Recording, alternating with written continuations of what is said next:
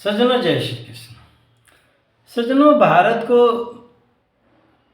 यदि बचाना है तो भारत के हिंदू लोगों को पहले तो जाति पार्टी छोड़ करके एक होना पड़ेगा। मैं बार बार अपने संदेशों में बोलता रहता हूँ कि देखो, ईश्वर ने यदि जाति पंथ मजहब ये बनाया होता तो रंग बिरंग पशु पक्षी बनाता है, वो लिख देता। लेकिन इंसानों ने अपना ये अलग अलग ये जाति पंथ बना करके, और उससे मिल क्या रहा है? आपसी मतभेद, नफरत और घृणा। इसके अलावा कुछ नहीं मिलता है जातियों से। क्या मिलता है बताओ?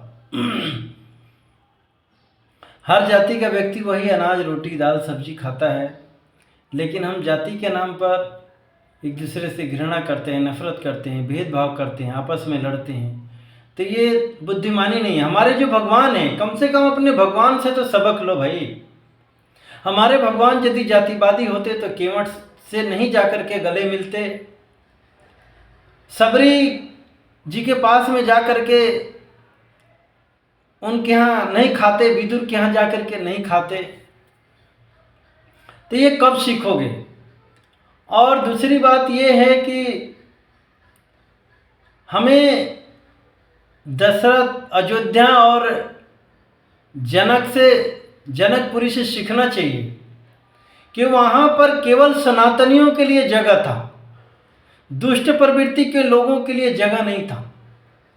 लेकिन भारत के लोग दुष्ट प्रवृत्ति, जो गाय भैंस खाने वाले, मांस मच्छी खाने वाले लोग हैं, उनको जगह दे रखा है अपने बीच में, उनको पाल पोस रहा है, उनको सरकारी सुविधाएं दे रहा है और कह रहा है कि हम मारे जा रहे हैं। यहाँ के नेता, जज, पुलिस अधिकतर हिंदू हैं, वो तक नहीं समझ पा रहे हैं। अरे कृष्ण जी ने, देखो बात ये है, चलो वो तो बहुत पुरानी बातें हैं। आज भी यदि दो भाई में आपस में नहीं बनता है तो माँ बाप क्या करते हैं? बंटवारा कर देते हैं। अरे भाई, वो उस गांव समाज से तो नहीं अलग होते हैं ना, उनकी बस खेती बाड़ी बढ़ती है कि ताकि दोनों भाई शांति से रहें, आपस में लड़े मरे कटे नहीं।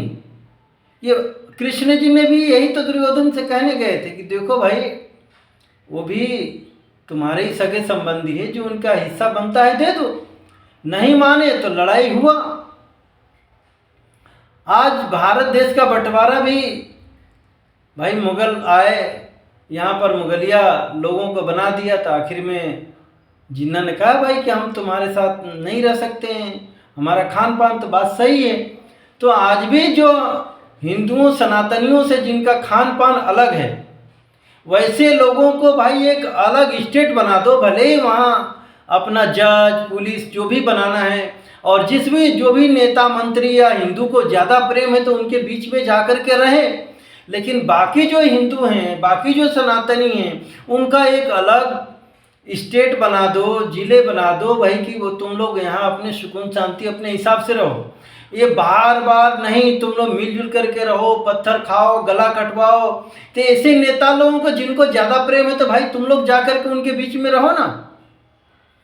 जबकि आज देख रहे हो कि जहाँ पर मुसलमान ज़्यादा हैं वहाँ पर हिंदुओं को दुकान नहीं खोलने देते हैं, मार मार के भगा देते हैं। और वो मुसलमान हर जगह घुस जाते हैं कि नहीं, हम तो पूरे भारत में घूमेंगे, पूरे भारत में ये चीज़ें करेंगे। तो ये कहाँ तक ठीक है? ऐसे तो पूरे भारत में ही देख रहे हैं कि कब्जा करने के लिए 6% हो गए हैं नेपाल में, तो कह रहे हैं कि हिंदुओं को भगाओ। 20-25% जहाँ जहाँ इनकी जनसंख्या बढ़ गई है भारत देश में, वहाँ से हिंदुओं को भगा, कहने रहे ख़त्म कर दिए हैं। जम्मू कश्मीर में ज़्यादा हो गए, देखो 5-6 लाख को अपना घर द्वार छोड़ना पड़ा, बहन बेटियों की इज्जत लुटवानी पड़ी, गले कटवाने पड़े।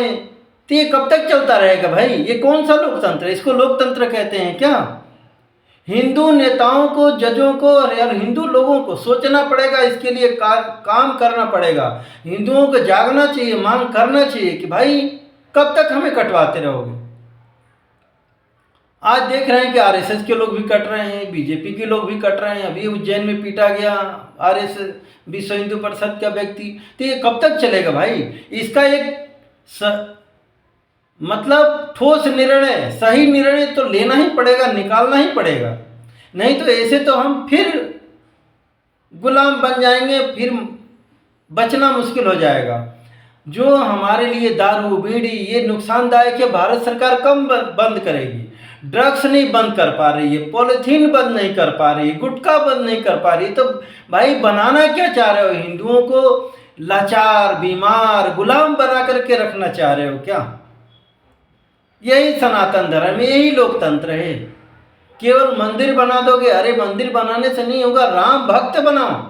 ये गुटखा दारू बीड़ी पी करके लोग राम भक्त बनेंगे, दुष्ट प्रवृत्ति के लोग बनेंगे।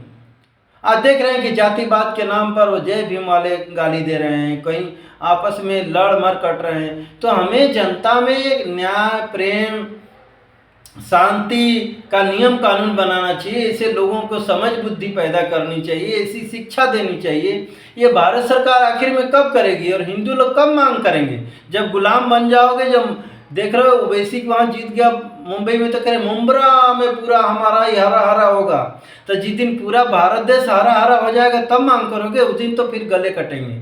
जैसे मांगने जाओगे ना, वहाँ सीधे गला रेत दिए जाओगे। आज भी जहाँ जहाँ है ना, तो अभी भी जाग जाओ और ये सरकार जो बैठी है इससे मांग करो। और मोदी जी सबके लिए अलग अलग कानून नहीं, अच्छा एक नियम कानून बनाइए और हिंदुओं को बचाइए। हिंदुओं से आपकी सरकार है, आप ये दलितों को और मुस्लिमों को कितना वोट मिलता है आपको? हिंदू हैं तभी तक ये हिंदू, पाकिस्तान बांग्लादेश में हिंदू खत्म, वहाँ के नेता खत्म, तो यहाँ से भी यदि हिंदू खत्म हो जाएंगे तो आप लोग भी खत्म। सोच लो, जहाँ जहाँ मुसलमान हैं वहाँ पर हिंदू नेता बन पा रहे हैं क्या? जबकि हिंदू नेता उनको काफ़ी सपोर्ट, मुलायम सिंह, लालू, फलाना, केजरीवाल सब खड़े पड़े हुए हैं, फिर भी इनकी आंखें ममता आदि की नहीं खुल रही।